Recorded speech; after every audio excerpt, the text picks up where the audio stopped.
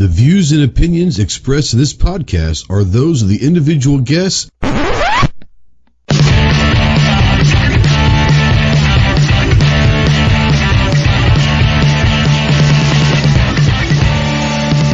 If you're a sensitive snowflake that may get easily offended, then turn this off immediately. If you want to hear the real truth about the gun culture, then stick around. This is the Armed Citizen Podcast.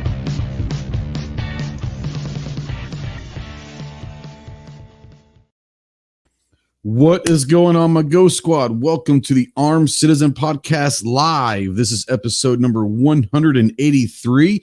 We are live, as always, on YouTube and over on Facebook. So if you're out there in the chat, make sure you say something because we don't know you're out there unless you do. If you want to call, yes, you can call into the show. Call or text into the show. Utilize a Ghost Tactical hotline. This number is scrolling down below. That is presented by our good friends Rod and Shelly Gates at theguncleaners.com.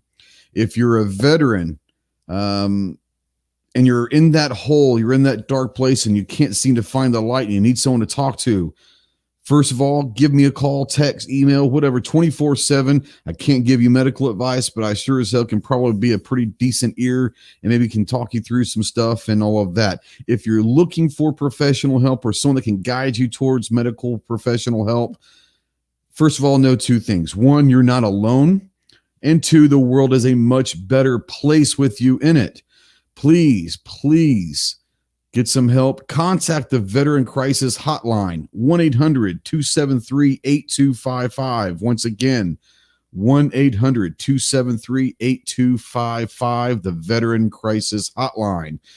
We are spotlighting, of course, the United States Marine Corps. If you want to find more information out about what it takes to earn the title United States Marine, check out the website, www.marines.com. And as always, we are a proud member of the Self-Defense Radio Network. If you guys are looking for a bunch of different podcasts that are pro-gun, pro-freedom, the kind of stuff that you want to listen to, go check out all the great podcasts over there on selfdefenseradio.net. Damn, that's a mouthful. I'm telling you. I've got it down pretty good now, but it's still a mouthful. So once again, welcome to the dark side, guys. We are glad that you joined us once again this week. We're going to have a fun one tonight. We're going to be talking about gun reviews and not only what we do for gun reviews, but as viewers of those reviews, we want to hear from you guys and tell us what you want to see when we do gun reviews. So let's say hello to our illustrious panel for tonight. All the way from Chi-Town, the new kid on the block.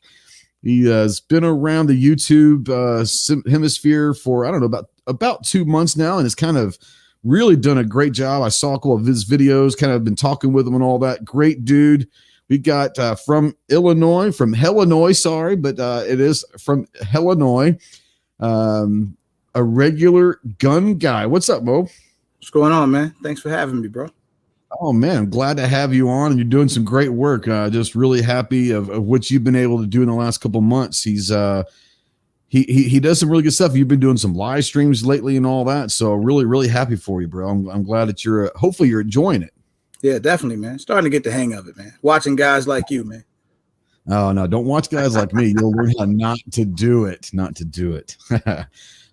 From I don't know. Is it a great state? We'll let them talk about it. But the state of Ohio, the founder of Budget Guns and Gear Review and the host of a great podcast, one of my favorite podcasts, every Friday night, The Right of the People, Mike with Budget Guns and Gear. What's going on, Michael? Just hanging out with you guys tonight, man. Glad to be here. Thanks for the invite. Always, man. I'm glad every time you get to bless us with your presence. I'm glad that you're here.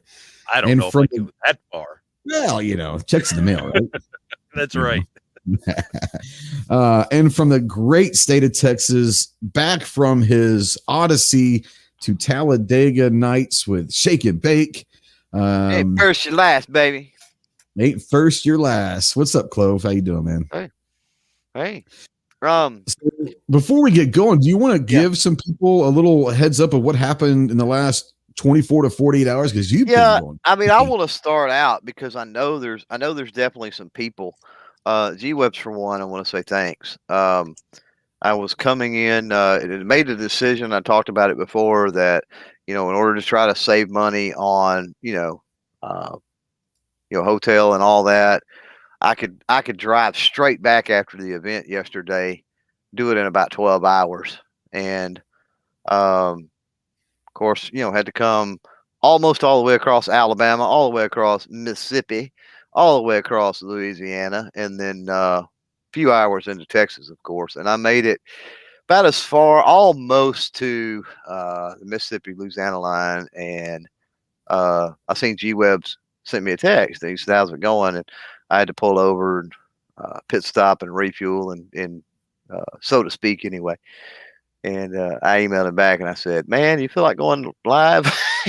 And so he started, one of those save Clover things and went live. And so I want to thank him for staying up. We went live, I don't know, nearly four, between 4 and 5 hours, all the way through, finished out Mississippi, all the way through Louisiana, and as far as we could go in Texas, because I live out in the sticks. So without losing signal. So thanks to him for doing that. And big thanks. I'm sure there's folks out there in the chat. I wasn't able to see the live chat last night. So for those that hung out, there was, good Lord, at one time, 17, 18 people or something at like 3 a.m. That's amazing. So, thanks to those that go to sleep. But I mean, thanks. There was a pretty good conversation about a lot of different things, not just the event, right? We did recap the event some, but we talked about a lot of other stuff. And so, thanks for all those that joined in the conversation and everything last night and got me through all of Louisiana for sure. Appreciate that.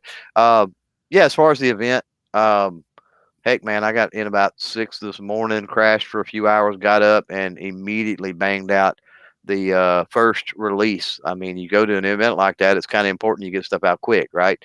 And so got the Dark Storm Industries DS25, which is a super lightweight, basically 308. It's kind of the love child of an AR-15 and an AR-10. Got to handle that. Pounds, did it say when the video is 6.5 pounds or something like that? Yeah, without the optics, right? And what's interesting about it, the recoil and everything. I shot that DS25 and then also shot the DS15. And check out that video for more. But the recoil on the 308 on the DS25 was comparable. I mean, it was negligible, the difference between that and the 5.56, which is insane. So by all accounts, seems to be a pretty good rifle. So first video dropped on that, and gonna try to get those out pretty quick. I got several more in the works. Visited with there wasn't but about 30-35 different companies there, but visited with several companies. Got a lot of footage and other things, so be looking for that. All right. Lyle says, "Not for me, Knight. Don't let the door hit you." What's not for him? He didn't specify. I don't know. I guess he doesn't want to hear us talk about guns. I don't know. Who doesn't? So must be a FUD. Damn FUDs. Nah, he probably does like makeup videos or something, and he thought you were going to talk about how you do.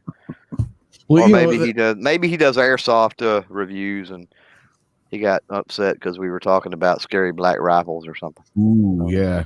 I do want to say that I do admire you making the basically a 24-hour drive and do the show. You are definitely the hardest working man in your house, for definite sure. I guarantee you, man. Guarantee you. A couple of things I want to talk about real quick before we get going. Some of you guys might have seen the post yesterday. We did get the official Armed Citizen Podcast patches in. They are on the store, on the swag store, on the website. So go check that out if you'd like. And a lot of people have been asking today about the free to 3 and what the hell it means. For a lot of you, you're probably not going to give two shits about it. All right. Free to 3 is about the MARSOC 3, which are the Marine Special Forces guys. There are 3 of them that are, in my opinion, very, very falsely accused of manslaughter. They were in a fight over in Iraq, and a beret decided he was going to, on New Year's Eve last year, no, a couple years ago, and a beret was drunk and decided was going to talk a little smack, ends up sucker punching basically one of the 3 Marines that were there. They're all MARSOC Marine Raiders. If you know what Marine Raiders are, then you know that they don't take that very lightly. Anyways, the sucker punches one of them. Another guy steps in, hits him once. He goes out and is out cold. Not a good thing. Ironically, all the Beret's friends ran. What's up with that, Army? What's up with that, Army? They got out of there. Anyway, so the 3, actually it was 2 Marines and a sailor, but they're all part of MARSOC. For those of you who don't know, we have sailors that are corpsmen that are attached to most of our units that handle our medics for us. And anyway, so 2 Marines and 1 sailor, they tend to this guy, and the corpsman actually for 4 hours tend to this beret until they can go to the hospital and all of that. He ends up dying because he threw up and choked on his own vomit, but they charged the 3 Marines with manslaughter. Don't understand it. There is a 100% video of the entire thing that command refused to see before charging them. Anyways, the trial comes up in April, assuming that it happens. It's been delayed several times and all of that. But Free the 3 this is a t-shirt from Green Wolf Tactical, a bunch of Marines that started up doing hats, patches, t-shirts, and all of that. And they're doing this to raise money for the defense of the MARSOC 3. All you got to do is Google MARSOC 3 if you'd like and all that. But people have been asking about it, so there it is. If you want to support, go buy a t-shirt. Go buy a t-shirt, Free the 3, and use a hashtag. So we've got some text messages coming in already. So let's see here. Check out my new Glock 29 KKM barrel chambered in 10 millimeter with a KKM compensator. Okay. Once again, if guys, I love the fact that you guys text in. I hope you guys start letting me know who you are. I think this is Jason that said that, but how am I going to check out a picture?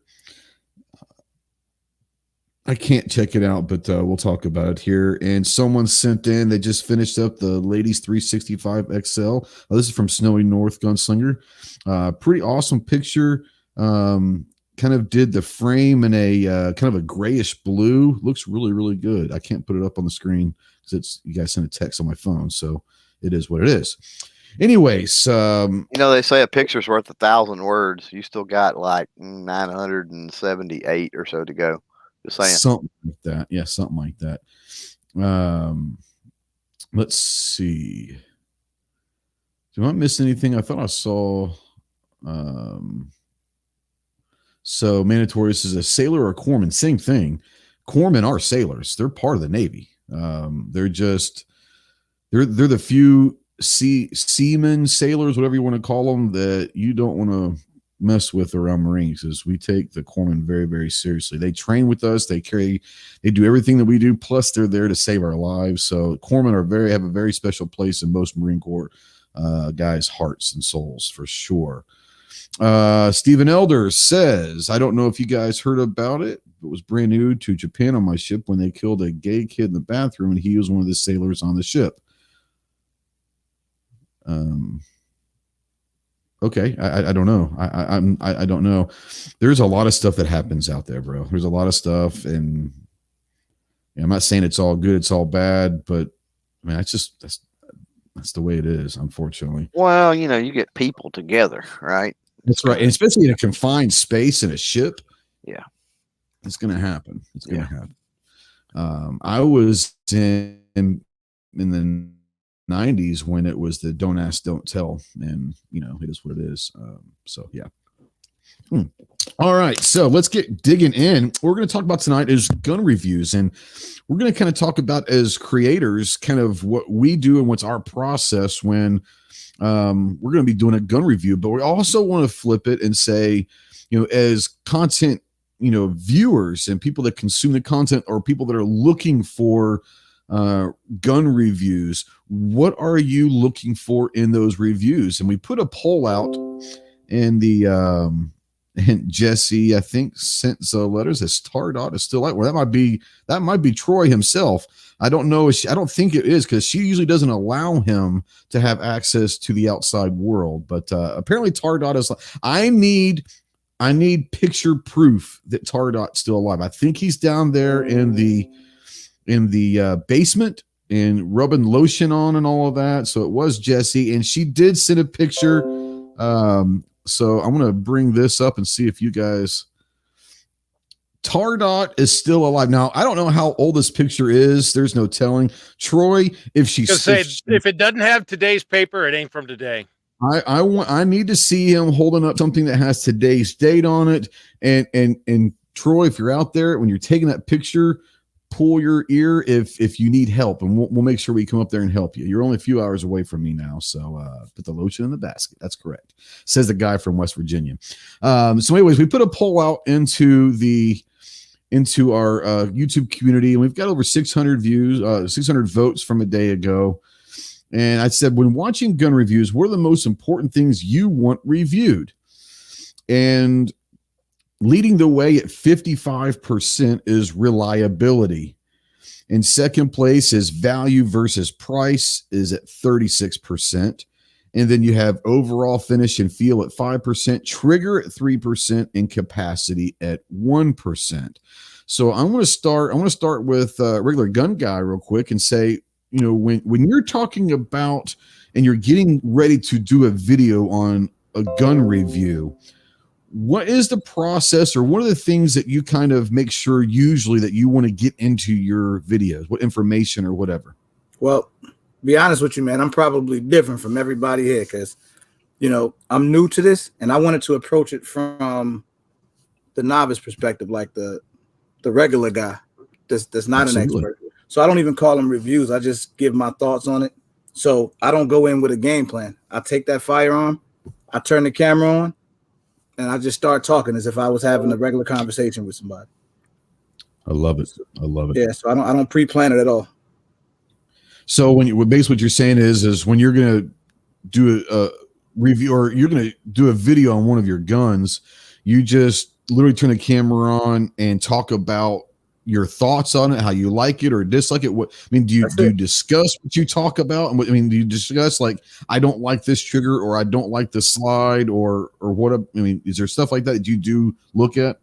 Well, I think I approach it even different from that. Like, I think because most people, especially newbies or people that aren't deep in the guns, they just want to buy the firearm and know that it works, or if it doesn't work, did it jam on you?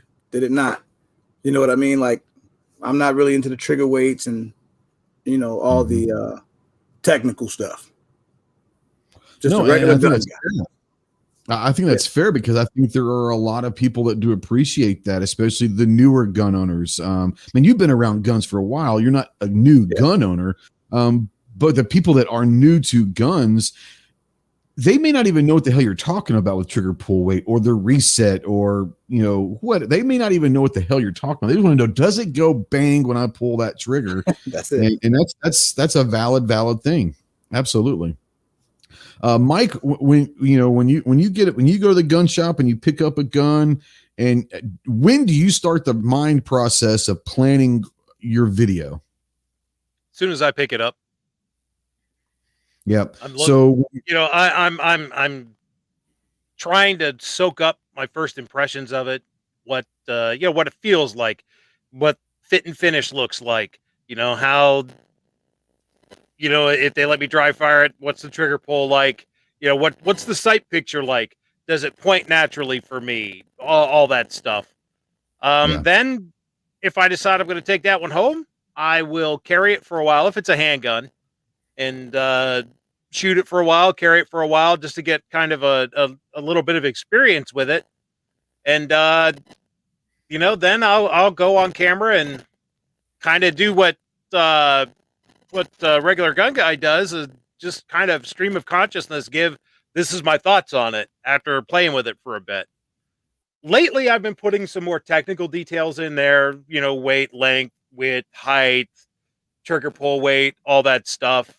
And unfortunately, lately I've been shooting it less because the ammo situation kind of dictates that you have to. It's really hard to give a longevity test, do a high round count review because you're not getting no ammo. Yeah. So but the range portion lately has just been, a few magazines shot through it, and I take video of that. And with my last 2 reviews in particular, I just kind of spliced that video in as B-roll over me sitting right here talking about it because homie ain't got no ammo.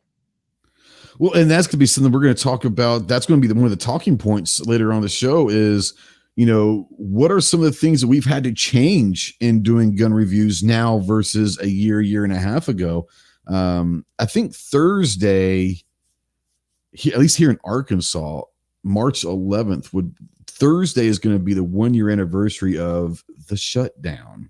So go figure. But a lot of things have changed. In the last year. Other day was the 1-year anniversary here in Ohio of 2 weeks to flatten the curve. Oh yeah, how'd that work out?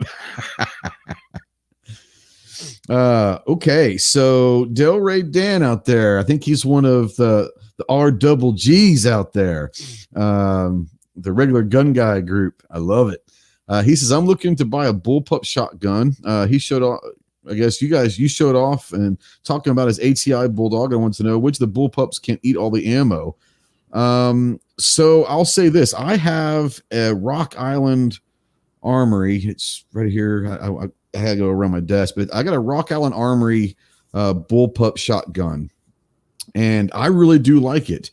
The one thing that I'll say, at least they sent me 250 rounds to do some testing for them. This is a couple years ago.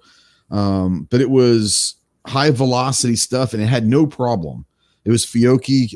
Actually, matter of fact, it was some of this right there, the Fiocchi high velocity 2 3/4 12 gauge. That being said, it had no problem shooting that whatsoever. As far as I've heard that a lot of the AR quote unquote shotguns have issues shooting ammo that is not high velocity. I can't give any words on that because I shot what they sent me to shoot it with. So I don't know. Clover, Mike, gun guy, do you have any experience in AR platform shotguns, especially maybe bullpups with non-high velocity ammo? Nope. Although I do have my eye on a couple AR pattern shotguns, but no, not yet. I mean, I bought that ATI Bulldog because it was priced right and it just looked cool to me. Like it was crazy when I felt it. I asked a couple people about it. I figured for the price I would just get it. Now, to be honest, I've only shot slugs through it because that's all they allow at the range. So gotcha. I really don't have a lot of experience shooting, other shells through it yet. Okay, well, let's say this. Between me and you, we've got the high velocity and we've got slugs. Did you have any issues with the slugs? No, only one time with 3-inch slugs, which I never want to shoot those again anyway because my shoulder ain't been right since. Right.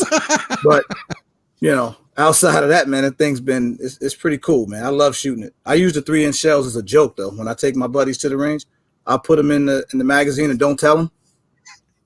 It's just like, yeah, here, shoot this, man. And then they start. You won't feel a thing. Yeah, you won't feel a thing. Clover, it's a cool gun, though. It is. Clover, I know you're not a big fan of bullpups, but do you have experience with bullpups in the shotgun variety? Nah, not really. No. Okay.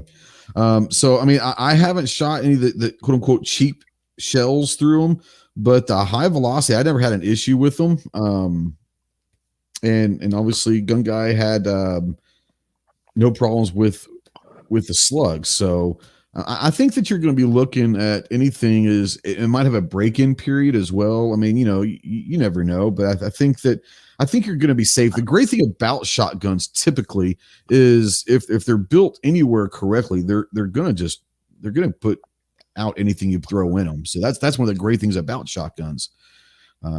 So, a lot of complaint. The biggest complaint in the AR platform and the bullpups, by far is what y'all are talking about. Yeah. Is people having to run high brass, and I've got to wonder. I've been around semi-automatic shotguns for all my life, and Sure. so when you're talking about the flood guns anyway, it's typically a gas issue, right? And it's pretty easy to rectify those problems. I've had to do that, and be it a seal or whatever the case may be. And how so would you? I was going to ask, how would you rectify that problem? I don't know, because I'm going to have to get. I mean, I'm going to have to get out of my FUD mentality, I guess, and get with a company and say, hey, send me one so I can experience it. And if I can, it's got to be an easy fix. It's got to be. It's too easy on any other semi-automatic shotgun. It really is. So it's got to be. Jesse asks, what is a bullpup shotgun? And I think Ghost is about to show. It's one with the action behind the trigger and the hand grip, just like that. Correct. So this is a bullpup where exactly action is. So you've got the magazine is behind the grip, the trigger. It is end up being a shorter gun because the barrel actually comes all the way back here. So it's a normal sized barrel, but it looks and it feels short. And for me, the reason why I like it is I've got short arms. So honestly, I probably shouldn't handle it like that, but I can show it, but I'm not going to handle it. But for me, the bullpup, I like bullpups in anything because it does work better for me with having short arms. It ends up being a shorter quote unquote firearm, even though it's a full length barrel and all that. But yeah, action magazine can be behind the trigger and the grip and all that. So I like them. I know Clover has a tendency of really not liking bullpup designs, and it's not for everyone, but I do. I haven't played with a bullpup yet. I want to, but I just have not had an opportunity to do so. Yeah. So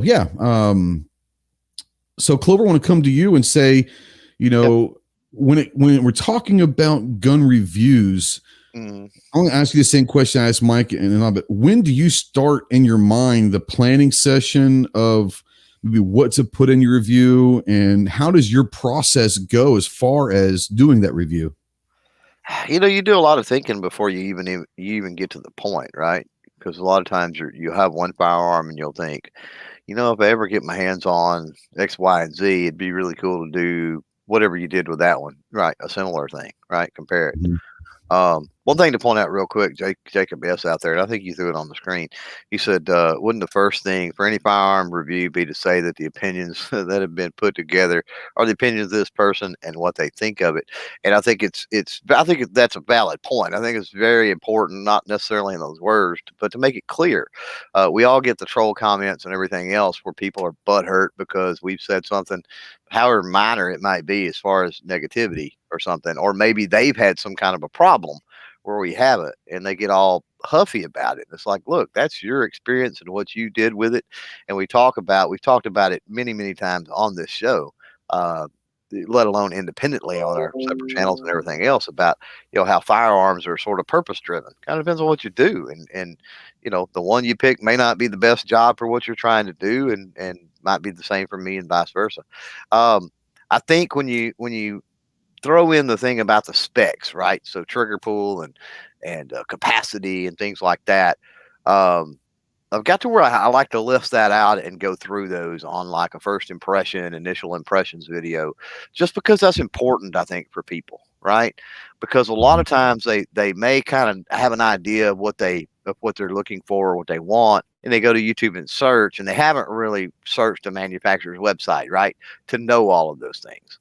And so that kind of saves them maybe a step, of going and having to look at that. They can real quickly go, oh, okay, this is an option. The capacity is this, the barrel length is that, the weight is this, and they know immediately that those parameters fall within an acceptable area for them, right? So I think that's something really important to throw in there and hit on, and it doesn't take long to do. And it's real easy because you can pull that off of the manufacturer website. Follow-ups, I think, is something. When reliability, that was number one, right, on your poll? Was it not? On the poll was reliability was number one. Two was so reliability. So the reliability thing, here's the thing, and we're going to get into ammo and stuff, but reliability is a tough one because, again, it goes back to purpose driven, right? And then also, if I get a firearm in, and especially if it's the newest thing, people are wanting to see content on that pretty quick.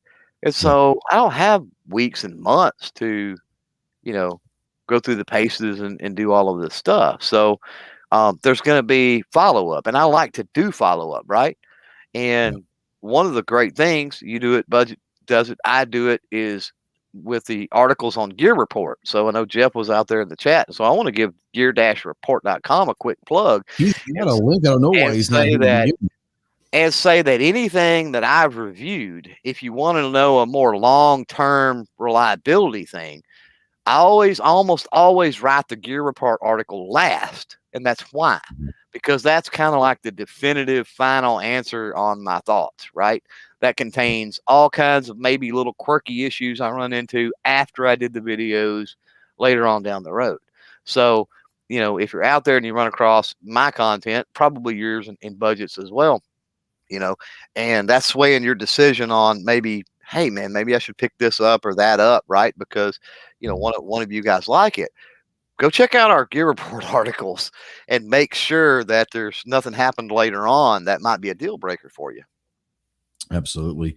Want to give a shout out real quick to Oddball Stuff. Says, it was good listening to you guys while I was driving. Great show, but I got to go. Have a good night. Have a good night, my man. Hope you have a good night, rest of the night.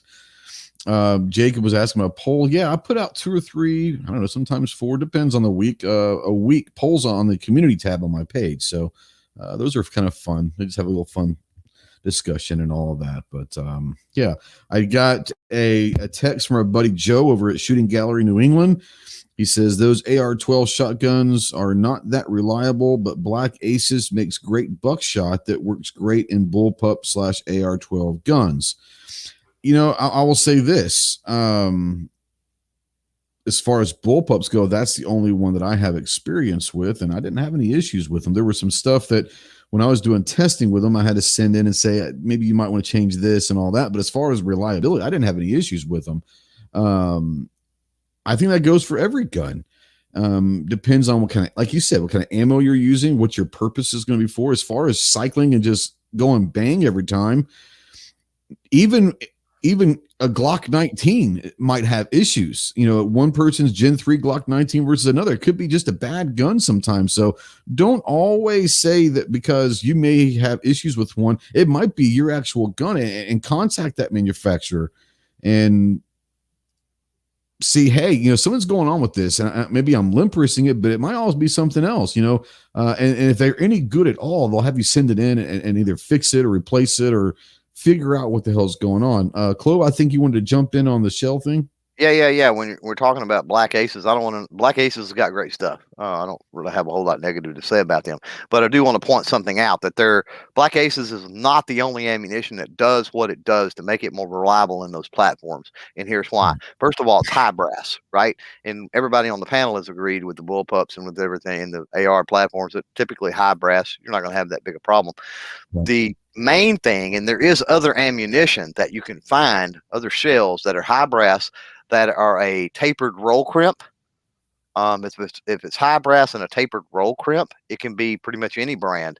So pay attention. If you're in that big box store or whatever, and you're looking at some shotgun ammunition and you're wondering, and you can't order Black Aces, or maybe you don't want to, or you don't want to pay that price, or whatever the case may be, right? Open the box, whatever, take a look and see if that's high brass and a tapered roll crimp, and it's probably going to be fine for you. Just as good as Black Aces. Absolutely. Shout out to Zeller 8. Don't remember seeing Zeller out there, but Zeller 8, this is High for Nevada. Welcome to the dark side. We hope I'm not saying that we're going to educate you anything. We just hope we don't make you any dumber than you already are, because that's kind of our motto is we can make someone dumb if you listen and stay long. So yeah, welcome to the dark side. We appreciate it. Now, Steven has a point here, and no matter what, I could probably find something wrong with any gun that I pick up.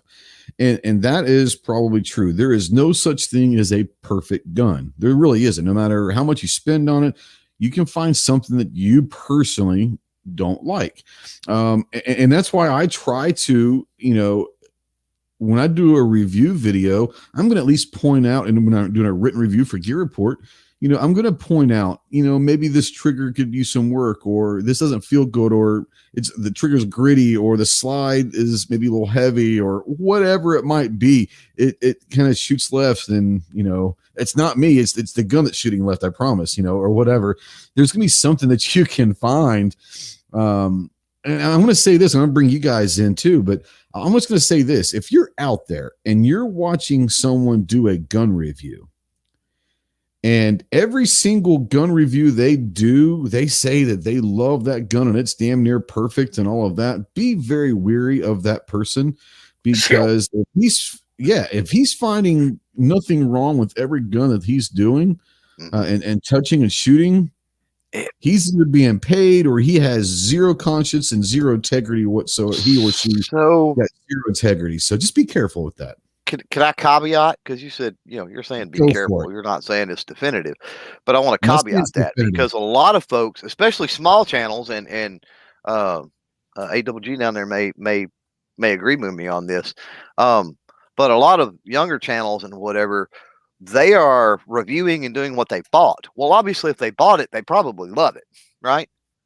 So that would be one caveat, to pay attention to the size of the channel. If it's a big, huge channel that every other day they're putting out a video on a different gun, and it's pretty obvious that companies are sending those guns, but yet they love every one of them, that's at what point I would try to start being a little leery. And even larger channels, I know I do this, and I'll let y'all three can speak for yourself, but I typically try to work with companies that I've either already had experience with their products, right? Or their products are already pretty much known to be awesome and reliable and great stuff anyway, right?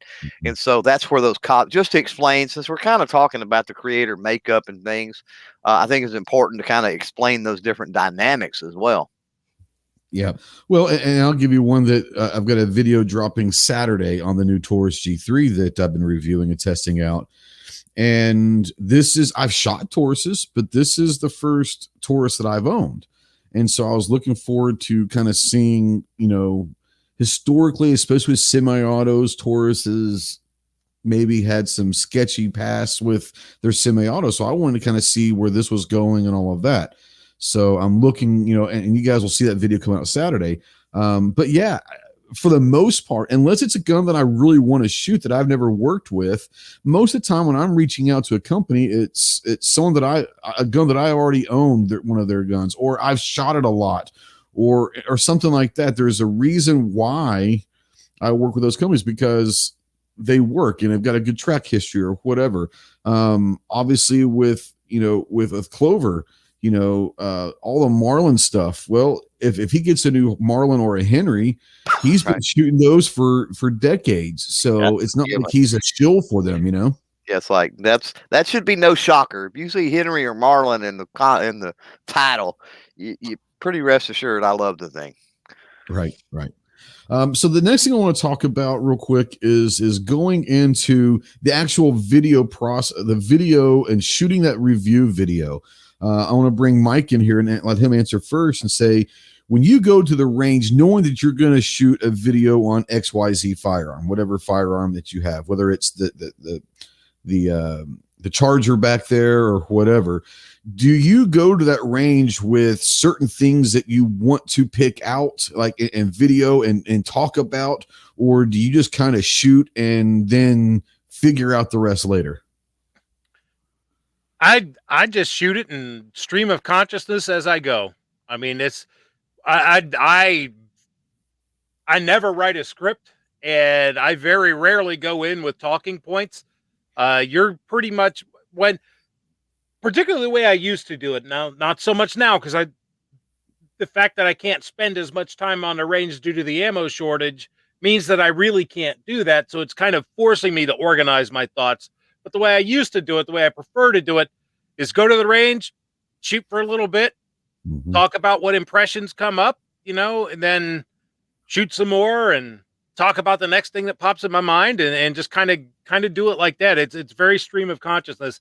I very rarely even go into it with talking points. Now, that being said, I do want to try to make sure I hit on like the basics of, this is a single stack, 7-round capacity, single action, 10 millimeter pistol or whatever, just off the top of my head. But yeah, I very rarely go into it with organized thoughts of it. I'm very stream of consciousness when I do that. Except as I said, nowadays I'm kind of being forced to change. Yeah. RGG, bring you in and say when you're doing a review and I know that you just say you just kind of pick up and talk about it, but before you start that video and you pick up that gun and start talking about it, do you have in your mind on some of the features that you want to touch on, or you just literally ad-lib it? I almost literally ad-lib it. I think my first video, the very first YouTube video I did, I was nervous as heck. And then I had put like notes behind the computer, and then and I'm trying to handle those notes, and I hated that video. I never did it again. I'm like, if I can't be myself and just talk, then I don't want to do this. It's not fun.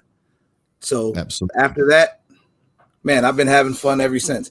And I forget shit every time. I mean, I go back and look at the video like, oh, I should have said this, or I should have brought up this point. But But you know what that does? That offers you the ability to come back later and do another follow-up video a month or two down the road and say, hey, shot this gun a little bit more. We'll give you a little update on this and some things that I didn't mention last video. Here's a little update and all that. So that gives you an opportunity to kind of go back to that firearm a month or two later and kind of revisit that as well.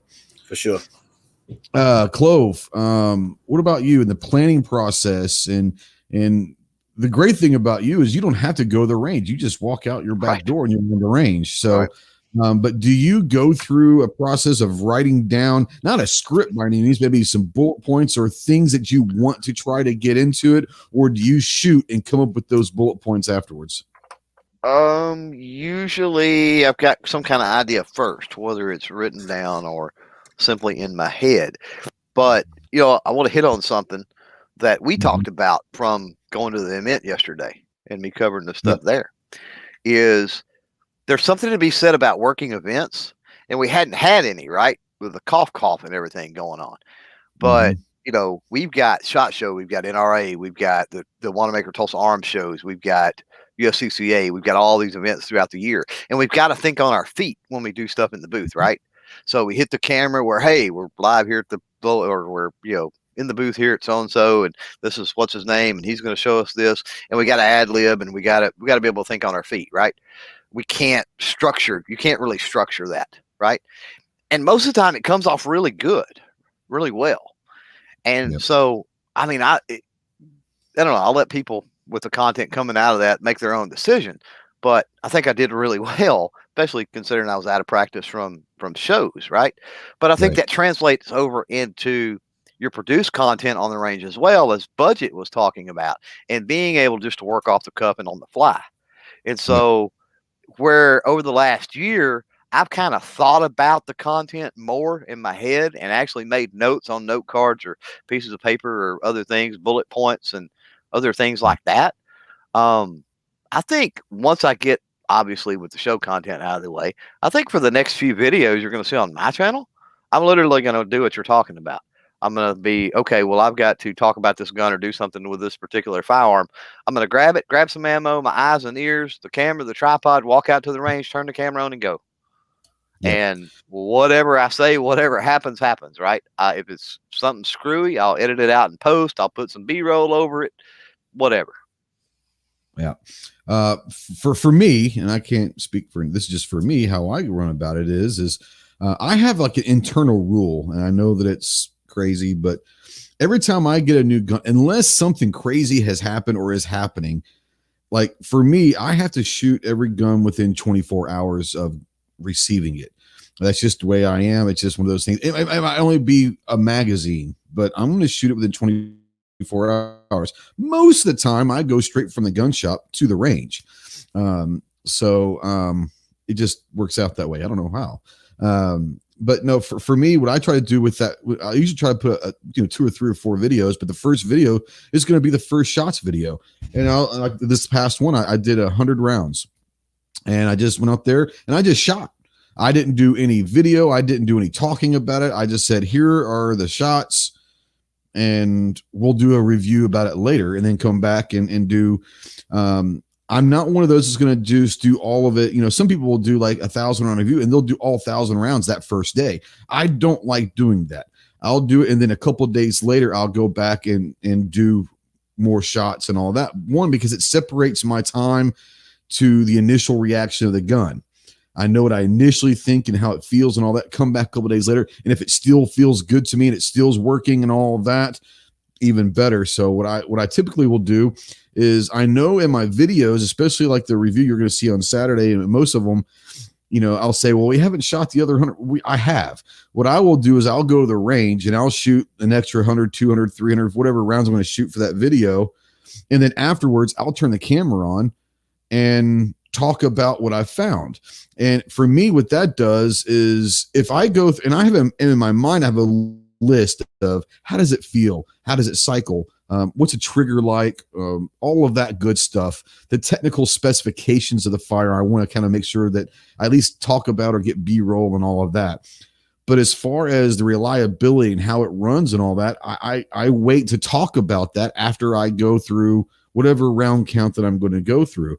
For me, it might be something that happens while I'm shooting that pops up that I never would have even thought about covering or whatever. So the ugly truth about a lot of gun reviews is this: if they're doing it right, they're just shooting, and they'll figure out what the topic's going to be and all of that afterwards. Because I know that there are people out there, I'm not saying you're wrong by doing it, but if you go in to a video saying, I want to do this and I want to make this point and I want to prove this gun is XYZ during the video, well, they're going in with a narrow eyesight of what they're going to be testing. You should be go out there and shooting 3, 4, 5,000, whatever round count you're going to prove for your video, with an open mind and say, I'm just going to shoot, and whatever happens, happens. And we're going to go from there. And I think a lot of people, there's a thought to be said about bullet points. And I think we all probably in our mental are looking at bullet points we want to at least get B-roll of. But if you're talking about the actual review and the words presentation coming through that review, if they're scripting it or they're doing that ahead of time before they shoot the gun, you'll know, and be careful about that. Go ahead. I think, Clover, you wanted to say something?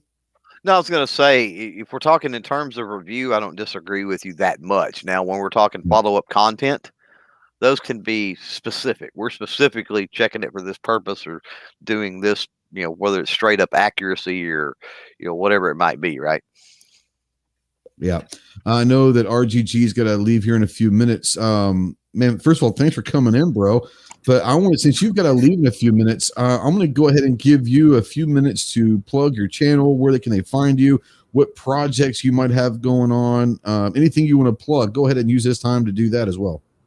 It's funny, man. I'm so new. I don't have that much to plug, but I'm at a regular gun guy on YouTube. Come check me out. Subscribe to the channel. People tell me I'm funny. I didn't know that until I got on YouTube. He's funny looking. That's what he is. Watch it, sucker. And but I appreciate you guys having me, man. I'm learning while I'm sitting on this panel. So, and I appreciate you, Trey, for all you've done, man, since I started. I appreciate you. I'm a fan of yours, bro. So keep up. Don't change anything. Just keep doing you, man. Thanks, man. I got to check out, fellas. Y'all have a good night, man. Be safe, bro. Yeah, go check him out. Great guy, doing some really cool content. He is funny as hell. His lives are fun to be on because he just turns the camera on and starts talking, and whatever happens. And I like that. He's very, very real. I do like it. So yeah, go check out A Regular Gun Guy.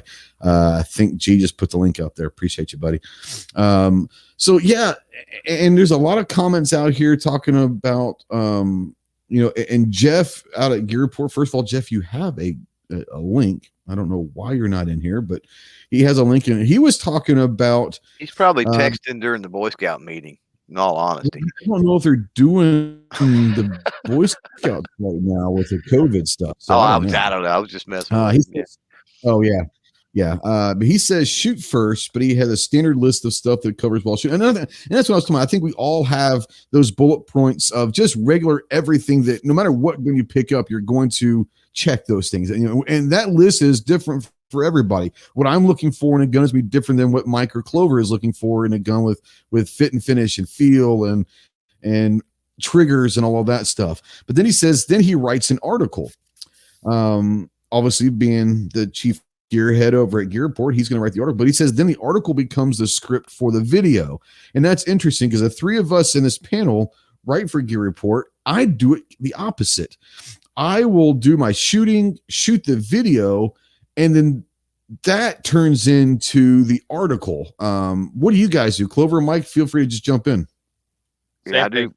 I typically do my article last because, as I said earlier, that's kind of the final, definitive, all-encompassing. If you want like A to B with weeks or months of experience on it, the review is where that's at. Okay, he said he's cooking his wife's birthday dinner, so and it's also for that. And y'all's Gear Report or gear-report.com, get that right. Reviews are kind of the same way. Not only is it all encompassing, but typically all of the videos, or at least the most important videos, are linked in that article as well. So it's kind of a one-stop shop, to be honest. Yep, that's why I do the video first. So I can get all that stuff out of the way, get my impressions down, and then make sure I have the video to link to the art to link to in the article. Same here. Yep. Joe says I usually do a function check when I pick up a gun from Quarter Horse Arms and shoot a couple of mags. If it has problems, then it goes back in the box and back to the manufacturer. Yeah, if you're getting a gun out of the box and you're having issues with the first two mags, yeah, you might want to send that back. It is what it is. So let's see here. Calaveras out there says only thing that should be pre-scripted for the first shot video is the technical specs. I don't even do the technical specs in the first shot video. If you go back from last weekend and see my first shots video, the Taurus, I didn't even talk in it. I just had music going and play and shot the gun. I don't even do the technical stuff. I wait for the review to do that. First shots are simply the first shots, and that's it. I don't even talk in those things. So that's just for me. Now, everyone has their own, different way of doing things. That's for me. So the next thing I want to talk about is, okay, so Jeff, real quick. So Jeff says, what value is a first shots video?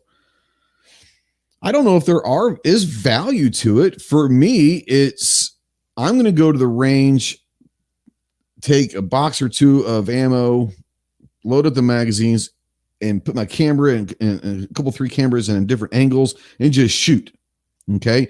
The value that I'm going to get is at that point, this is not an infomercial for anything. It's just, let's just see straight out of the box, not cleaning it, not lubing it, nothing, straight out of the box, load up some mags, pull the trigger 50 to 100 times, and just see how this thing performs.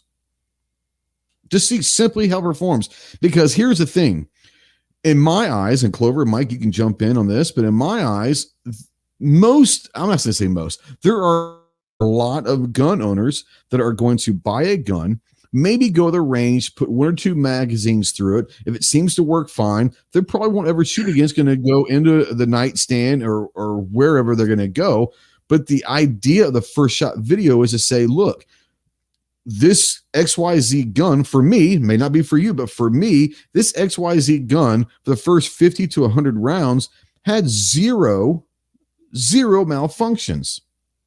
Now, if it had a bunch of malfunctions, then that first shot video is going to be drastically different than a gun that doesn't have any malfunctions. But I think there is value, and for someone who is going to get a gun to know, at least from my experience, the first 50 to 100 rounds, it ran through 3 different types of ammo. No problem. I think there is value in that. Mike, Clover, what do you guys think? Is there value in a quote-unquote first shot video?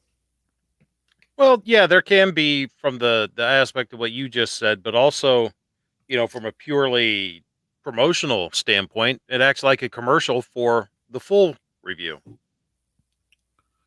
People see it, it's like, oh, he's got a new gun. What's he got? Okay. Yeah, okay. I have to tune in and watch that next video when it comes up. Yep. Jacob out there says, when watching reviews, I found that when the person reviews it before taking it to the range, I find what they say is biased. However, after the range time, the review is more believable. Yeah, if someone's doing a review outside of the technical specifications of the gun, trigger weight pull, barrel length, overall length, weight, if they're doing anything about the gun at all outside of the specifications that you can find on the internet before taking to a range, run for the hills. Run for the hills. There is no plausible way outside of technical specifications and how it feels. There is no way to do a review without shooting it. It's like me going out there or someone giving a review of a vehicle and saying how great it is without ever driving said vehicle. How are you going to know? So, yeah, I don't really see that personally. Maybe you guys have. Have you seen reviews that they've said they haven't shot the gun yet? I haven't. So, well, maybe unboxings or something. Like not a review. Once again, the field, the technical stuff, what comes in a box, not an actual review though. Yeah, well, it depends a lot on the context you put around it. Some creators are great at context. Some absolutely suck. And honestly, that's a lot of the trouble they run into with YouTube. But so if it's a short, if it's like Budget said, an unboxing, if it's like just a first impressions, okay, cool. But would I call that a review? And would I say today we're going to review so-and-so and then never fire around? No. I might say today we're going to get on the bench and we're going to look at the features of this, or we're going to talk about the specifications of this, or whatever. I would never say review, because that kind of implies that you're going to give some kind of a rundown, an opinion, a rating, thumbs up, thumbs down, something, right? I mean, Siskel and Ebert, right? Yep. Movie reviews. Yeah. Now Jeff says he's got a Mossberg 715 tactical video. He didn't shoot it. He said it wasn't worthy of a trip to the range. So there you go. Del Ray Dan's back there. He says, I'm back. Welcome back. We're still here. So what I want to talk about now is from a creator standpoint. A year and a half ago versus now, has your idea or your strategy of review videos changed? Mike, I want to start with you. Has it changed in the last year and a half for whatever reason? Well, I may have mentioned a couple times already that I'm having a little bit of difficulty finding some ammunition. So that means that the shooting reviews I'm doing are somewhat round count limited. It sucks, but that's the stark reality of it. That's how it's affected me. I can't find the ammo. I can't even put 500 rounds through a pistol right now and replace it, so let alone 1,000 rounds or any high round count. So, it's going to be technical specs. It's going to be my overall impressions of it. It's going to be, 50 to 100 rounds through it. Just a function check and check accuracy and whatnot. But, just the stark reality is I can't put the trigger time in with it, not on the range. It can't be done right now. If someone wanted to be a sugar daddy and send me a buttload of ammunition, I'd shoot it all up. But mention you in the video. Mike ain't got no sugar daddy. Right.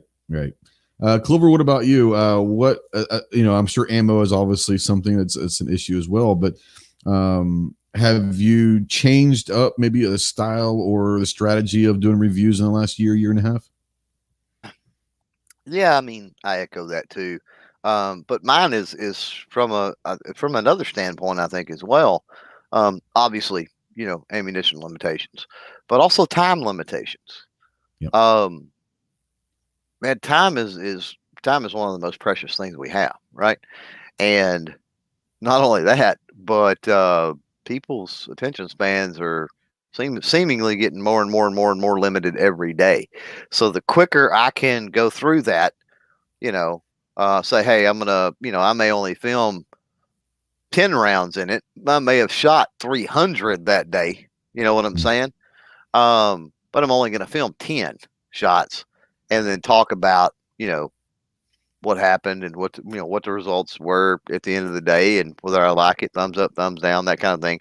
And, mention the specifications, the features, the other things that I talked about earlier, and get the heck out of there. And if I can do it in, 5 to 10 minutes, absolute max, that's where I want to be. Right. Another thing that, who was it out there in the chat?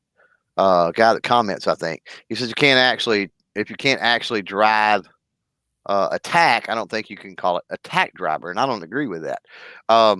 After you have handled so many firearms and you just experienced with such a variety, you can easily tell if that firearm is beyond your skill level or your capability. Right. In other words, I might not can drive tax with this. But somebody with a little more skill level can certainly drive tax with this, right? And there's some stuff out there that you can drive tax with and be a complete novice. The stuff is that good and that well set up. No doubt. For me, I think, you look back at some of the old reviews from a couple of years ago. I always try to do like a 200 to 400 and then 1,000 round review, then like a 2,000 or 2,500 round review. That ain't happening, folks. Right now I'm going to do at max 250, because for me, I have found, and it's not unless the manufacturer specifically states, hey, this is going to have a break-in period of about 300 or 400 rounds.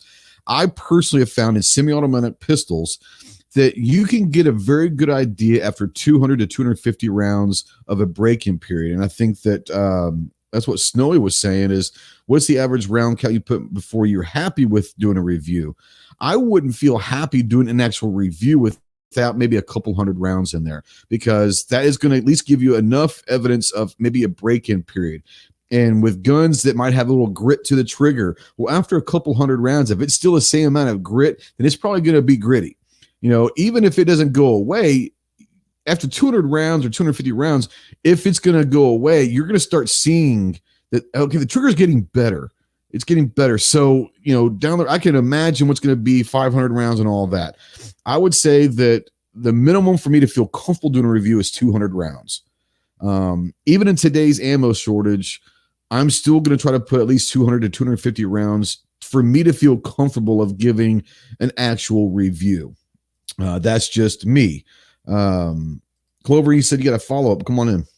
Yeah, I kind of got off on the tangent and I missed out something important that I wanted to say there when we were talking about it. Number one is I think that the vast majority, and this probably doesn't apply to a single person out there listening to this, especially listening to this live. Probably anybody that is in tune with the channel and everything else, loyal enough to even to listen to the replay, right? But we all know that is a small percentage of the overall people that see our videos, blah, blah, blah, blah, blah, right?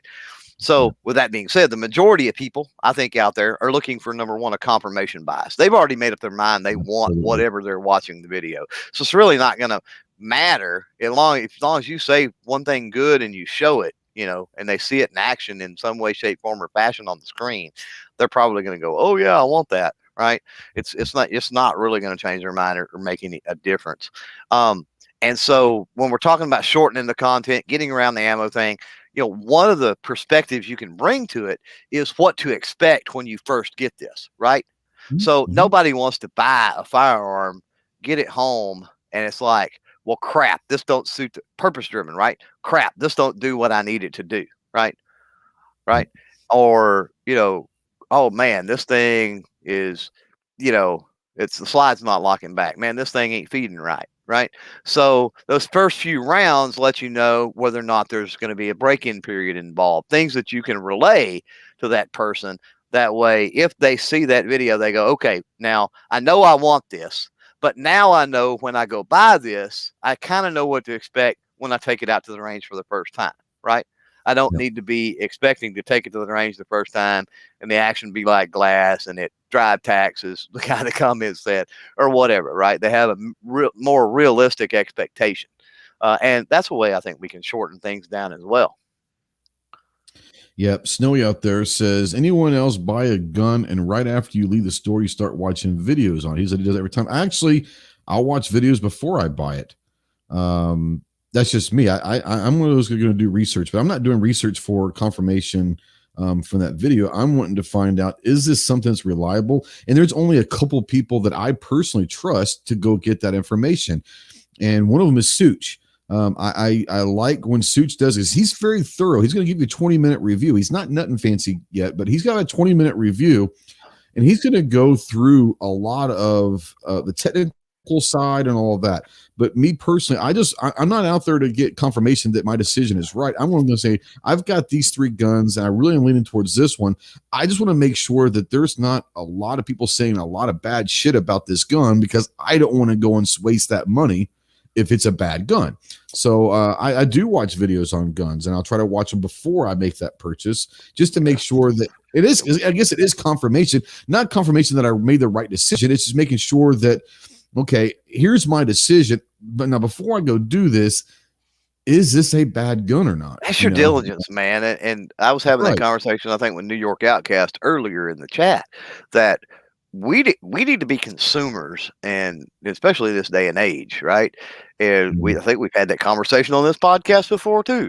But we need to be doing our research, whether we're buying a washing machine or a toilet or a new bedspread or whatever it might be. Know what you need, know what the function needs to be, know what you need it to serve this purpose or fill this particular void. You need it to perform this particular way. It needs to be in this price range, blah, blah, blah, blah. Do all your homework and figure all of that out, right? Narrow your choices down. I'm kind of completely opposite of you, but that's also where I'm at in life and where I am as a firearm owner and stuff, right? I don't typically watch videos because I plan on buying something, because I'm an opportunistic buyer. So I don't know that I'm going to get it until I see it there and it's a heck of a deal, and I buy it and bring it home. And it's like, oh, okay, well, this thing was cool, or, oh, okay, this thing has all kinds of problems, or, oh, I can only use this for, out on the range or having fun or whatever it might be. But I know that going in, you know what I'm saying? That's part of the equation. Absolutely. So I want to kind of flip the script on us in here and say, as a gun review viewer, okay, so Mike, will bring you in first. Say, if you are one of those people that might be looking at a gun and you're going to be watching some videos and reviews from other people, first of all, I want to say, one, if you want to, who do you trust out there to watch their videos and say, this guy kind of gives it his thumbs up, that I trust that decision. But 2, what information are you as a content viewer looking for out of a gun review? You mentioned him earlier, and I nothing fancy. I trust him. I trust I don't believe he has an agenda. He'll buy it, and if he likes it, he likes it. And if he thinks it sucks, he'll say it sucks. You got to be committed to watch those videos for sure. Maybe you need committed. I don't know, but you have to be committed to the project to watch it, to get through it. But I think he gives a lot of good information. Sometimes information overload, but if I'm looking to buy something, I'm trying to figure out. I guess we're going to take a call real quick. Sorry. Go ahead. Awesome. Armed Citizen Podcast. Who's this? Hey, this is Pat Hirsch. How are we doing tonight, Trey? Hey, Pat. How you doing? What up, Pat? Oh, pretty good. Pretty good. Hey, how we doing? How y'all doing tonight? Good. You got a question? Yeah, I was just gonna kind of double back on something just for a minute. As far as looking at videos on getting guns before and after, kind of what I did, looking at the M&P 15 AR. What I did is, did the research just as the base gun itself, standalone iron sights, and and saw yours and was like, okay, and didn't see anything bad about it. Went out and picked one up, and then kind of afterwards started looking at videos into upgrades like firing pins and the extractor and springs and like from Travis P11 and even a squib load, we're getting like an oops kit just to have on hand, just in case you're tearing something down and you accidentally misplace a little pin or an O-ring or something like that. So yeah, that's just kind of my 2 cents on as far as like on the gun review videos, looking at just a base model, picking it up, and then looking at videos afterwards on upgrades. Yeah, and that's a great point. I think a lot of people are going to base their initial decision on the base model, obviously. But understand that no matter what gun is, unless it's only been out for a week or two or a month, there's going to be an aftermarket out there for a lot of guns that are obviously, especially if it's an AR, as long as it's milsurp, you're going to be able to exchange pretty much every part in that to upgrade to firing pins or grips or barrels or BCGs or whatever. Yeah, you're going to be able to do that. So I think that's a valid point that I think a lot of people do utilize. They utilize videos maybe for the base model, and then once they get it, then there are other videos out there for the aftermarket upgrade. So yeah, awesome. Clover, Mike, you guys want to touch on that? Yeah. Oh yeah. I'll watch a lot of aftermarket stuff to see what's out there for whatever I have. There you go. Yeah, that's awesome. Thanks for calling in, man. I appreciate you, Pat. Yeah, thanks for having me on tonight. You got it, man. We'll see you soon. All right. Bye, guys. Bye-bye. Mike, do you want to kind of, I think right as you were giving a little point there, it rang in. So do you want to go ahead and finish off your point? Sure. I don't know about you guys, but I work my ass off for my money, and I want to make sure I'm spending it wisely and that I'm getting value for it. That's what I'm looking for.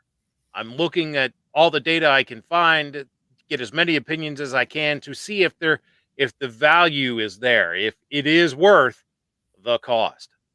Yep, absolutely. TJ out there, first of all, if you notice his name is in green, he's got that little, he is a channel member. So thank you, TJ, for being a channel member. But TJ says, I tend to watch most of the D Squad if you aren't getting paid to do a review. Us D-listers, man, there's no way in hell we're getting paid to do all that stuff. So yeah, no, I think there's a lot to be said about that. I'm not saying be wary, and Clover kind of alluded to this earlier. I'm not saying be wary of the huge channels, because there are some very good ones out there that are very honest and all that. But the smaller channels usually have blood, sweat, money invested in those firearms. So they're typically going to give you maybe a little bit more of an honest opinion. I don't know. I mean, I'm not saying that the big dogs aren't honest by any means. I'm not saying that, but typically you can expect a very honest review from someone who's probably got money into that thing. Clover, I want to bring you in and say, as a viewer, are there certain things that you're looking for when you are looking at a video? And also, who do you trust? You know what? I mean, if I've got to pick a big one, shocker, man, we're gonna align on this, probably Suit, right? And that's it, honestly. That's sort of a go-to that if I'm going to do a big one. Most commonly, what I will do to kind of piggyback on TJ, and then also Snowy out there had a comment that aligns with my opinion on this. Search is your friend, right? So the number 2 search engine in the world is YouTube. Use it. And you can also filter your searches. So what I'll do a lot of times is I'll filter my search by like newest, right? Mm-hmm. And I do that for a reason. Okay. What if company ABC comes out with their model 1, 2, 3 5 years ago, and for 2 or 3 years it's crap, or for 2 or 3 years it's good, and then the 4th year they have a bad run, or maybe things start to get better, right? So it's nice to see the most current to me rather than going back to the oldest video, because models change, features change, different things change, right? And then for me, another component of that not only is if you go with the newest, it's sort of a microcosm, honestly, of searching by the newest. But most often when you search by the newest, because the bigger channels tend to get stuff in their hands before it ever even releases to the public. Usually if you search by the newest, especially if you're talking something that's several months old or several years old, as far as a model, then you're going to get smaller channels. And so it's also a great way to find new channels, which is awesome. And I guess I'll keep talking because he had to step away or whatever. So how are you doing this evening, Budget? Besides being muted. That's common for me. It seems like every damn podcast I'm on where I mute, I forget to unmute. You gizzarded yourself, man. I do. It's horrible. It's horrible. I guess it's better if I gizzard myself than if someone gizzards me. Right. So, right.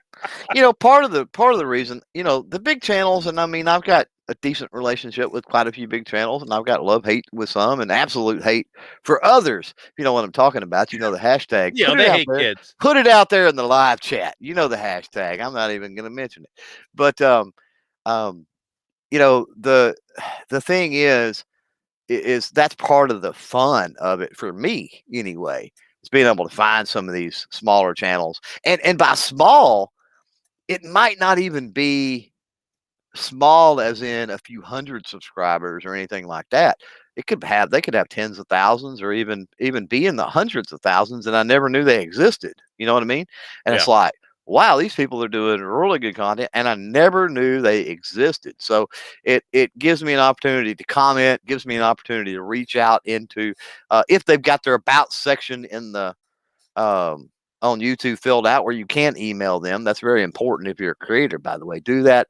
And not to get all talk nerdy and have a Thursday night session here, but since Ghost is AFK, I'm going to hijack it for a minute. Whatever. But make sure that when you do your contact email in your about section, you do not use the email that's associated with all of your YouTube AdSense account and all that, right? Set up a totally separate Yahoo Gmail, something for that. But yeah, it gives you a chance to, that's one of the other things with going to those smaller channels is it gives you an opportunity to find smaller channels, which is awesome. And you get to see, do we need more people turning on cameras and doing stuff? Absolutely.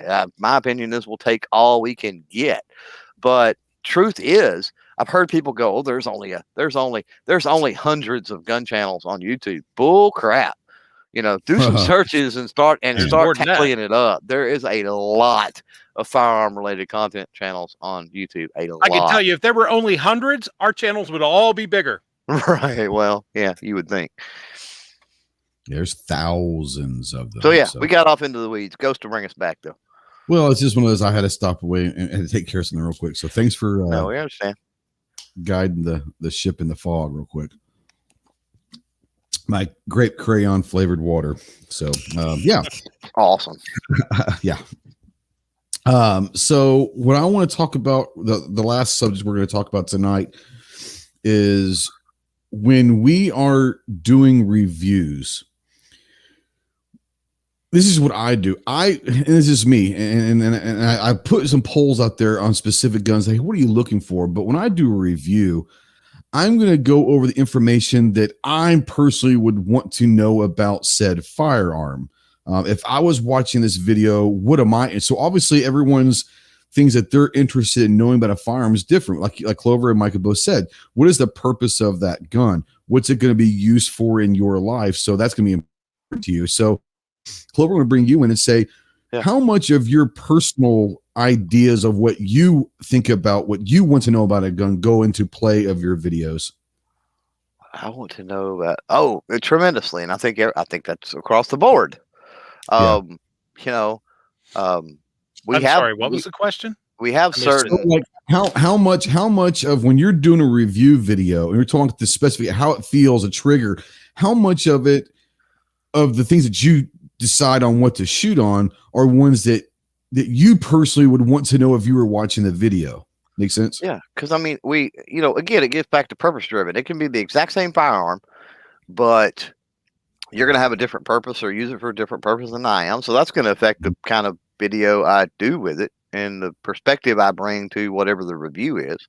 Now, I do like to try to think of things from all angles, right? because especially if something is disappointing me, right? I've got a product, and I don't do it to try to make the product look good, because I'll say I don't like this, this, and this, and it doesn't really do the job for me in this particular instance. However, if you do this, this, and this, I can see that this might actually work for you. I don't do that, though. It's kind of like Jacob threw out there. This is all personal opinion and perspective. I don't do that, so I can't really speak to that. It seems like it would do good for that purpose, and that's about all I could say on it. Is you might want to give it a try and see. So yeah, I mean, it affects everything. It affects how we approach the reviews on our content. It affects what we review, right?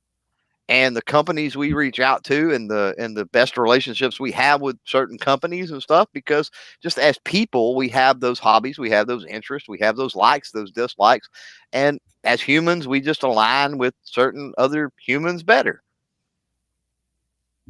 No doubt. Hold on. I'll make sure my dog's not chewing on something that she really doesn't want to be chewing on. Well, I'll just take it and say, budget. What about you? Oh yeah, everything that I talk about in a review is something that I want to know about. I guess that's why, because remember, my preferred style is to just kind of talk about whatever pops into my head in a review, and learn something together, right? Exactly. That's the whole value proposition. That's the whole premise, is that what you're getting is what I'm learning as I learn it. That's why it's let's learn something together. Exactly right, Clover. Yeah. Trying to see, go through here. Jacob has a great one out there. I think it was Jacob. Okay. Where was it? Was it up before or recently? Man, I'm looking. I know sort of what it says. I know the gist of what it says. What do you do when you can't find any information on the gun on the internet? What happens if you can't find it? I answered that already out in the chat. You want to go ahead and say it verbally, because people you do what we did. You do what we did before the internet. You read the gun magazines. That's it. There's also a blue book of gun values that would help too. So there used to be. I don't know. Is that still published? Or you can get to the range and hopefully be able to shoot the gun yourself before purchasing it. That would help as well. So I'm in this boat a lot. You will find things on my channel, I think Budget and Ghost both would agree, that probably are on nobody else's channel, or few, if any. I got some oddball stuff. I got some odd ducks.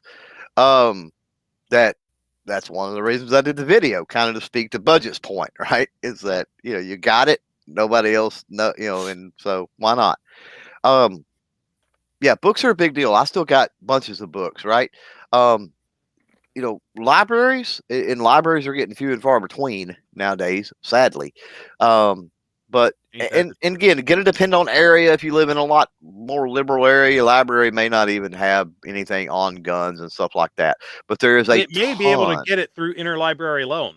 Well, that's true, but there is a lot of but we're talking without the internet completely, right? Yeah. So, how do you navigate that if you can't go in the library? But my point being, that there's so many reference materials and stuff out there, not just Blue Book of Gun Values, but you've got, if you're talking about ammo, you've got the Ammo Encyclopedia, you've got Cartridges of the World. You've got, I can't remember the company. There's several companies out there that do all kinds of different manuals and what they call sometimes coffee table books. Books and manuals and material. Ghost mentioned the range. Just talking with, especially old timers and people that have been around firearms and have a lot of experience with a lot of different things. Maybe at your local gun shop, for example, right? The local donut store in the morning, if that's where the old timers hang out, that that they hunt or they do this or they do that, right? And gun shows, another great resource, man. Walk around the gun shows. If you're thinking about something and the guy's got it on there on the table for sale, well, you don't got to pay 8 prices or whatever for the one he's got. But if he's got one, he may know about it, and odds are he's more than happy to talk with you, about the history of it or other things. Well, that's like buyer beware, right? Yeah, I get it. But just having a conversation about the model or the history of the model or something like that, and when I bring up gun shows, I mean the Wanamaker Tulsa Arms Show, there are collector society and stuff that's set up there that they know all the history and all the ins and outs of. Smith & Wesson has been there, Ruger's been there, right? Ghost, High Standard, and a bunch of these other collector societies. What is the big auction company? Rock Island Auctions. Yeah. Are there almost every single time, and those guys are a wealth. Rock Island. Yeah, those guys are a wealth of knowledge on stuff. So just being able to make some of those shows and be not necessarily be a social butterfly, but make those contacts, right, and expand that network. That way, if you do come across something and you can't find anything on the internet, you can go, hey, yeah, I've got old timer Joe's phone number here. Let me call and see if he's had any experience and he knows anything about this. Yeah, Delray is a great thing also. Is if you go to the range and you see someone shooting a gun that you might be interested in, communicate with those people and say, hey, I've really thought about that gun. What do you think about it? And get them right there. Maybe they'll even let you shoot it or something, who knows? Right. All right. So great conversation. Stepping on my cord there. Great conversation. We're at hour 25. While we're going through the plugs and all that, if you're out there and you have a final question for us to answer or comment, go ahead and leave the comment or question out there right now. But we're going to start with Mike and say, Mike, tell people where they can find you, what your mission is, what you've been doing, and all that good stuff, man. You can find me here on YouTube at Budget Guns and Gear Reviews. You can also find me pretty much anywhere else. If you search Budget Guns and Gear, you'll find me. BudgetGunsandGear.com. Goodness. Find me over on gear-report.com. Matter of fact, in answer to someone's question about what's that up behind me, I linked to an article I wrote on Gear Report about that gun. So if you backtrack through the chat, you can find that. I have some stuff coming up. I will not be doing a show Friday. Normally on Friday nights, I do a live stream called The Right of the People, where we use the first to defend the second. But I'm going camping this weekend, so I'm taking Friday off and not going to do the show. Might come around and do it sometime Sunday, maybe, but I'm not promising nothing. So what you're saying is you only use the first to defend the second if there's not a camping trip afoot. What I'm saying is that every once in a while, Mike needs to get out and play in the dirt to recharge Mike's battery so he can come back fresh and continue the struggle. We talk about this. That's what it is. All the time. We all need to be aware, cognizant, vigilant in the fight. But at the end of the day, dude, we have to live and enjoy life. We have to do that. Right. Absolutely right. I have a couple videos coming out. I shot a review video for the Mantis X10 Elite. I have to edit that yet. Today I shot a unboxing video from a couple knives from Bastion Gear, which are pretty damn cool. They sent them to me, so I'm going to review those, but I figured I'd do an unboxing and show them to you. So I'll get that edited, put out. In the very near future, I'm going to be doing a Winchester Wildcat versus Ruger 1022 video to kind of compare the two of those. And let's see, what else? Oh, I got this thing coming up in April on the 17th. I'm going to be teaching a basic survival workshop. So, matter of fact, if you don't mind, Ghost, I will throw a link to that out. Do it, man. In the chatteroonie. If you're going to be in the Northeast Ohio area, you might want to check that out. Absolutely. Then again, you might not. I don't know. But the link's out there in the chat. I think that's about it. I mean, I do have some stuff going on right now. I'm going to, in preparation for that that class I'm going to teach, I'm going to throw out some videos on some bushcraft stuff and camping stuff and whatnot, the survival stuff that I'm going to be teaching. So look for those coming out in the near-ish future. Well, it better be fairly near because April 17th is coming up, right? That's right. Delrath says, Ghost, not sure if you have a video or you can do one for getting ready to go to the range, gun bag, how many mags. I'm pretty sure I've got a couple different videos of what I take to the range. Honestly, I don't remember, but I know that I've probably got a couple of them. You can probably just search Ghost Tactical like range or range bag or something. I don't know. I'll look through, and if I don't have maybe one or two, maybe I'll do an updated ones. I haven't done. If I have them, I think I have them, but it's been a while. That might be something interesting to do. So yeah, I haven't thought about that. So point of order on that, if anybody is looking for, because we're talking about channels and looking for certain content, if there's a certain channel that you're looking for their opinion, or you like he is, right? You with the range bag, literally look at the vernacular, look at how Ghost Tactical is, right? It's 2 words on YouTube. So type that, Ghost Tactical, 2 words, range bag, right? Yep. And if you put the channel name in whatever you're searching for, it's going to give preference to that particular channel. So whether it's budget guns and gear, you type budget guns and gear review, range bag, let's say, right? And if he's got anything, it should show up in the first, at least the first 1, 2, 3 to 5 or half dozen or so. Right. Absolutely. Clove, do you want to talk about what you got coming up down the tube? Man, I got all kinds of stuff. So I'm gonna drop a link out there to the Dark Storm Industries DS25, which is the super lightweight. Basically, it's a 308 built on a AR-15 platform. That video is out. The very first video from 2021 Shooting Sports Showcase, which I was at yesterday. There'll be a lot of stuff, man. I talked with Rossi Taurus Heritage, which is all one company, as most people know. I've got a little bit of footage with Glock. I've got some footage with Taylor's and Company, which, if you know me, is awesome. Lever action, single action, revolvers, all that good stuff. Got some footage from that. Got a really cool Hearing Pro company, Axel Performance Hearing, I think. It's Axel, but I'm not sure on the Performance Hearing, unfortunately. Crap, who else did I talk with? I can't even remember. High Point, Canic. Good Lord. Yeah. So got a lot of footage, and I'm also going to put together a video on the range. So if you've never been through Alabama, first of all, hashtag not my Buc-ee's. I don't recommend stopping at the Buc-ee's in Alabama. However, if you do stop at the Buc-ee's in Alabama, please don't hold that against the Texas Buc-ee's, because they need to close that one down as far as I'm concerned. It does not stick with the theme of Buc-ee's. And that has to do with just some employees I run into in there that I've never ran into in any Buc-ee's ever in Texas. I've never had those issues. I got off on a tangent, unfortunately.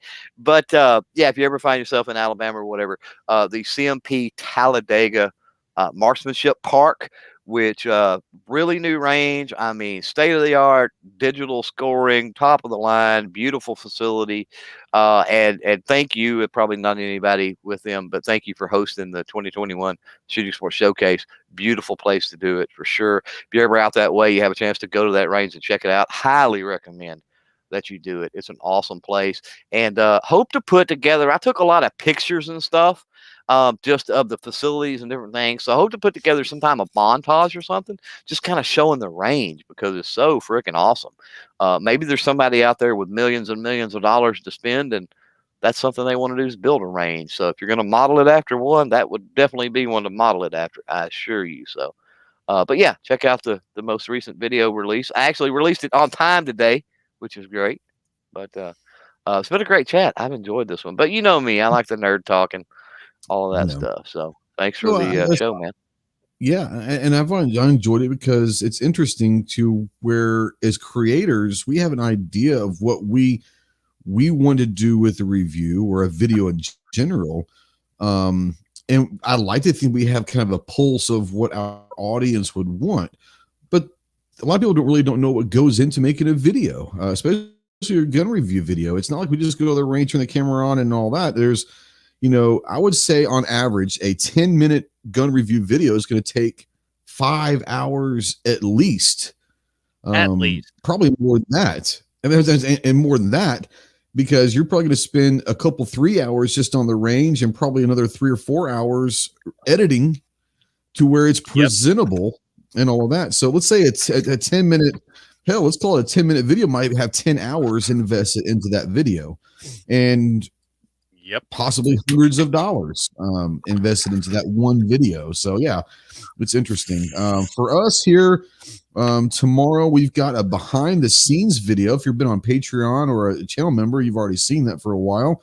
Had some people asking over the last year or so to do some videos, and I've talked a little bit about military stuff, but wanted to know maybe more about me personally and all that, which I don't get too involved in my personal life.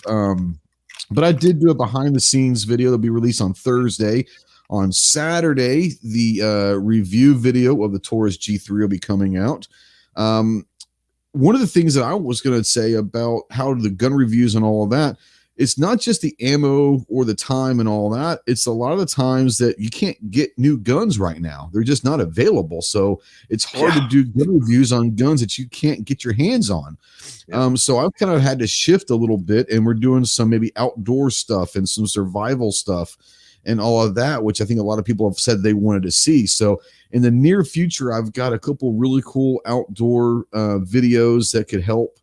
Not necessarily survival, but just outdoors type stuff, 101 basic outdoor stuff, maybe how to start a fire or something like that, something as simple as that. But I've got a project that I'm working on, and I stole it from someone. But I've got a challenge that we're going to be having out there, and I think that you guys will enjoy that. That'll be coming here up in the next couple of weeks, but it'll be a fun one. But yeah, that's kind of what we got going on. Obviously, we've got the Jarhead podcast now. Maybe next Tuesday, it's going to be the next week or possibly the week after. We talked about Free the Three, the MARSOC 3 going through trial for manslaughter, which is stupid. They'll be exonerated. But we're going to have them on the podcast. And it's either going to be next Tuesday or the week after, trying to get all three of them together, plus a couple other people that are involved in all of that stuff. We have them on live. And so whenever we do that, you might get a notification on a Tuesday night that it's going to be a Jarhead podcast live versus an Armed Citizen podcast, because we're just going to call it a Jarhead podcast. We're going to have a bunch of Jarheads on talking about the MARSOC 3. They're actually, the three guys are actually going to be on the show talking about what's going on, their defense, and hopefully I'm going to go ahead and set you up for this. We're going to try to raise some money for their defense. And like I said, we're not going to say that you have to, but when we are doing that, all super chats during that show is going to go towards their defense, which if you guys know about a manslaughter charge, it is going to be an expensive legal battle, which they should be acquitted. But it's still going to take some time and all of that. So guys, that's coming up maybe next week, but just be on the lookout. If you happen to see on a Tuesday night, a Jarhead podcast live with the MARSOC 3, that's what's going to happen. So, I really am enjoying the Jarhead podcast. I hope you guys are enjoying listening and watching those. We've got a bunch of them coming up with some really cool people. And that's kind of rejuvenated me. I really have enjoyed doing that. But if you're out there, everyone seems to be happy about the outdoor stuff. Yeah, we're going to start doing some outdoor stuff, and it'll be kind of cool. Like I said, we're not going to do like SEER training or, cold weather survival school. We're going to talk about how to build a tent possibly, or how to start a fire, and different ways that I know how to start a fire that may be outside the box, that, outside of magnesium, and all of that. And what are different ways, that you could possibly, build a fire, or, build shelter, or how to cook something, or have energy and food, all sorts of different stuff. So we're going to be doing some outdoor stuff as well. Mandatory Carry out there says, he sends a $5 super chat. Thank you, brother. It says, for MARSOC 3 in case I don't make it. So I will make sure that is dedicated to that podcast. But yeah, Jacob says, general purpose survival. Yeah, general purpose, and it's really survival. It's just outdoor skills that I think everyone should know. We talked about this, Clover. I think Mike, you might have been on the same, but we talked about this months ago. Having the idea of, with your own family, just saying one night when it's decent weather outside, camp out. Teach your kids how to build a campfire, teach them how to set up a tent or a shelter or something. Because you never know what's going to happen and when you might need some of those. So if you've never camped out, you've never lived in a tent, or even set up a tent, or not even a tent, but just something to give you shelter, a hammock or something like that. I mean, anything. It's interesting, but we're going to start doing some of that stuff as well. The weather's getting a bit better, so We're getting in that rainy season, but we might be able to pick a day or two to go build a fire or something like that. If I suggested camping out, my wife would leave me. She loves me unequivocally, but I know for a fact that's where the line is. I know it is. Yeah, I would say that knowing Arminthia, that her idea of camping out starts with a third wheel, a fifth wheel, whatever you want to call it, trailer. Her idea of camping out starts with it is a hotel, probably. Yeah. Yeah, her idea of roughing it is the Longhorn at SHOT Show. Right. No, I understand that. Yeah. Yeah. And I haven't done it in a long time. I mean, but obviously we went and had to learn a lot of different stuff. And I was watching a thing the other day, and I forgot who it is, and there may be somebody out there in the chat that knows what I'm talking about. But with all the winter weather and the power outages and all the other stuff, one of the things this person was recommending, he's like, look, if you don't have no power, your lights and all are out. If you've got camping equipment like Coleman stoves, you got, set your tents and stuff up in the living room. Inside, absolutely. Sleep in your sleeping bags in the tent. You can warm the inside of the tent a lot easier than you can warm a room of your house. And just hang out in the tent for 2 or 3 days, basically. Absolutely. And I'm like, you know what? That's a brilliant idea. Even if you don't go camping, if you live in an area that's susceptible to potentially days without power and heat, right? Is to have some camping equipment and stuff specifically for that purpose. It's a really good way to prep. And if you don't like being outside with the bugs and the noises and the damp grass in the summertime and all that, like you said, you can teach someone to build a tent inside a house. Or on the back deck, if you've got a deck or something. Or the garage or whatever. Sure, absolutely. Yeah. No doubt. No problem. All right. So Gary was saying you got to bring your own takeout containers to Genghis Grill to Tulsa, correct? Absolutely. Speaking of Tulsa, we got to start talking about that. I guess it's going to happen as far as we know, isn't it? My plan, yes. My plan is when to is get that? April the 10th and 11th. 10th and 11th of April. Yeah. My plan is to get in contact with Mrs. Wanamaker probably this week, honestly. Sometime before the end of the week, I'm going to shoot her an email and or call and leave a message, kind of see where we're at. But with things opening up and, Texas, Mississippi, several other states have canceled their mask mandate, which I'm not saying that going there without a mask, as many people show up, is necessarily a great idea, because you could probably stop yourself from getting no telling what other kind of illnesses if you did wear one. But with some of the stuff, restrictions loosening up, it looks a lot better than it did in November. Put to you that way. No doubt. Well, I'm looking forward to it. I can't wait. And all that. So, guys, I need some time with you and Snob and Gizzard and just hanging out, man. Exactly. It was lonely yesterday, dude. It really was, because I was at an event. I was in my element, doing my thing. Both of y'all have been there. You know what I'm talking about. Yeah. But I couldn't go have a smoke break with Ghost, and I could, what I'm saying? I couldn't hang out in the hallway with Budget, and there was nobody there. There was like some riders that I knew from like GRPC and some other places, but I don't talk with them on a regular basis. We don't click. We don't have similar interests, and you know what I mean? And so it sucked. That part of it did. Yeah, just on the gathering over at Sawmill with Palmetto State Armory. I was talking with Ron on the phone today with Riker USA and asked if I was going to be able to go. I can't make it. We got too much stuff going on. But Wanamaker, I got to get to Wanamaker. I'm going to be at Wanamaker.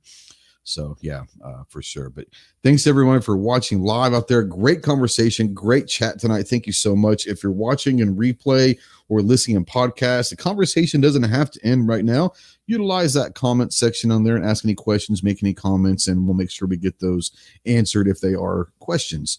Once again, thank you to everyone watching. Please go check out the Self-Defense Radio Network. It's selfdefenseradio.net. Great podcast over there. Go check out Clover's channel, Clover Tack. Go check out Budget Guns and Gear Reviews. Checking all their stuff, videos, podcasts. Everyone's doing great stuff out there. So thank you so much for watching. We'll see you soon. Semper Fi.